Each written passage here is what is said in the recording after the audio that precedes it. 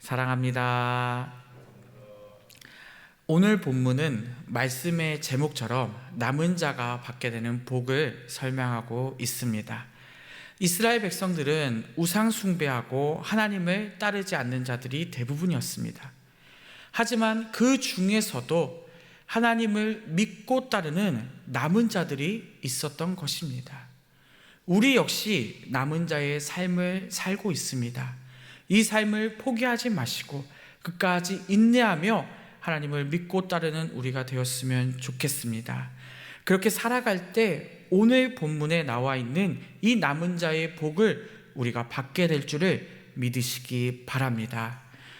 남은 자를 오늘 본문에서는 포도송이로 설명을 하고 있습니다. 이 포도송이에 즙이 있다고 하는데요, 남은 자로서 살아가는 삶은 포도송이의 즙을 상하게 하지 않는 자를 의미하고 있습니다.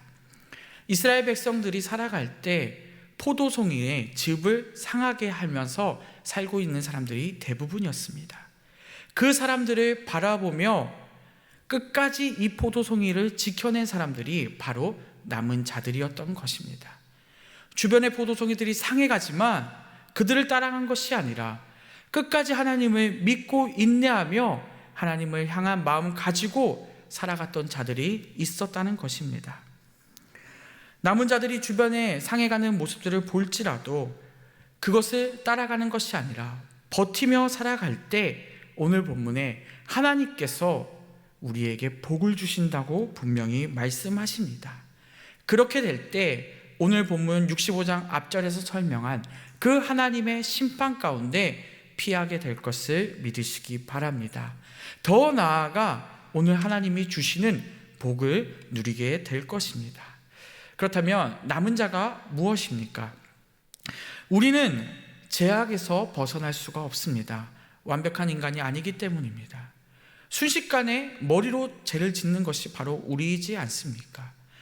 성경에서 말하는 극상품 포도송이가 되는 것은 매우 어려운 일입니다. 하지만 하나님께서는 우리에게 포도송이의 즙을 잘 지키라고 오늘 말하고 있습니다. 완벽한 사람이 될 수는 없지만 우리는 죄를 지을 때도 그 순간 하나님께 회개하고 돌아올 수 있어야 한다는 것입니다. 이렇게 돌아올 때 우리가 아는 하나님은 우리를 용서하시고 우리를 구원의 길로 인도하실 줄 믿습니다. 주님께서는 그러한 때 돌아왔을 때 우리를 반드시 주님의 뜻대로 인도하실 것을 믿으시기 바랍니다. 8절에서 10절을 살펴보면 오늘 하나님께서는 이스라엘 백성들이 하나님을 따르지 않는 모습을 계속 설명하십니다. 심각하게 말하십니다. 우상 숭배하며 아예 나의 말을 듣지 않는다고 오늘 이야기하십니다. 하지만 그럼에도 11절 뒤에 이후 부분부터는 그 사람들을 제외하고 남은 자들을 통해서 내가 하나님의 그 뜻을 이루어갈 것이라고 분명히 말씀하십니다. 그리고 구원의 역사를 일으키신다고 말씀하십니다. 오늘 읽진 않았지만 8장 뒷부분에는 새 하늘과 새 땅을 이야기하시면서 하나님께서 남은 자들을 통해 하나님의 백성을 구원하시겠다고까지 말씀하십니다. 우리는 이 사실을 믿으시기 바랍니다. 엘리야 선지자가 활동한 시대에도 그때도 의인 7천 명이 남아 있었습니다. 그리고 그들을 통해서 또 하나님의 역사가 이루어졌습니다. 하나님께서는 남은 자들을 선택하시고 우리를 계속해서 인도하시고 구원해 주신다는 것입니다. 이것이야말로 세상이 악하고 주변과 환경이 우리를 돕지 않을지라도 우리가 하나님을 믿고 살아가야 하는 이유가 될 것입니다. 11절, 12절을 계속 볼 텐데요, 본문 말씀이 어려워서 제가 쉬운 성경으로 된 것을 읽어드리도록 하겠습니다. 11절에 여호와를 잊은 사람은 상을 차려놓고 행울이라는 우상을 섬기는 사람이라고 말합니다. 또 12절은 하나님의 말씀을 듣지 않는 자들은 결국 하나님이 좋아하지 않는 일들만 하게 된다고 말하고 있습니다.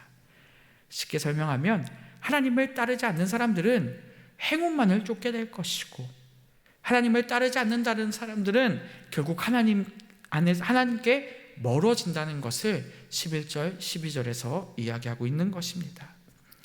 내가 원하는 삶을 살다 보면 하나님께서 주시는 복, 평안을 누릴 수 없게 된다는 것입니다. 그리고 13절, 14절에 그러한 자들은 먹지도 못하게 될 것이고 수치를 당하게 될 것이고 또 긍휼을, 은혜를 받지 못하게 된다고 하나님이 분명 말씀하십니다. 저주를 받게 된다고 설명하고 계신 것이죠.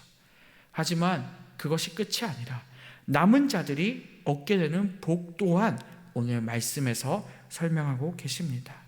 그렇다면 남은 자들이 얻는 복은 무엇일까요? 13절에 하나님을 따르는 종들은 먹게 될 것이고 또 하나님 안에서 기뻐하게 될 것이라고 말씀하십니다. 14절에는 너희가 하나님 안에서 노래하게 될 거라고 말씀하십니다. 하나님 안에서 하나님만을 높이며 찬양하게 될 것이라고 말씀하시는 것이죠. 우리는 어떠한 선택을 하시겠습니까? 남은 자의 선택을 하시겠습니까? 아니면 우상 숭배하는 이스라엘 민족이 되시겠습니까? 우리는 답을 너무나도 잘 알고 있습니다. 하나님은 우리를 사용하시고 구원하실 것을, 구원의 역사를 이루어 가실 것을 믿으시기 바랍니다. 우상 숭배에 빠진 이스라엘 백성들은 결국 하나님의 은혜와 긍휼을 받기 어렵다고 분명히 말씀하십니다. 그리고 그 사람들을 하나님은 과감히 버리시고 남은 자들을 사용해서 구원의 역사를 이루어 가시겠다고 오늘 본문에서는 분명히 말씀하십니다. 우리는 당연히 어떤 것을 선택할지 알고 있습니다.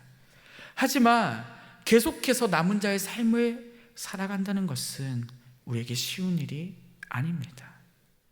왜냐하면 우리는 날마다 하나님을 바라봐야 되고 하나님의 뜻을 구하며 살아가야 하기 때문입니다. 하지만 오늘 본문을 통해서 말씀하신 것처럼 이 남은 자의 삶을 살아갈 때 우리가 받게 되는 복이 있음을 믿으시기 바랍니다. 그 복이 무엇입니까? 하나님 안에서 기뻐하고 평안을 누리고 하나님 안에서 먹게 될 줄을 우리 믿으시기 바랍니다. 말씀을 맺겠습니다. 남은 자가 되고 싶지만, 남은 자가 너무나도 되고 싶은 우리지만 혹시 나도 모르게 세상에서 말하는 행운, 운명을 따라 혹시 살아가고 있지는 않으십니까? 우리는 이것을 주의하시기 바랍니다. 우상숭배가 될 가능성이 너무나도 높기 때문입니다. 그리고 우리는 큰 죄를 저지르고 있을지 모릅니다. 우리가 해야 할 것이 무엇입니까? 남은 자로서 그 삶을 감당하기만 하면 되는 것입니다.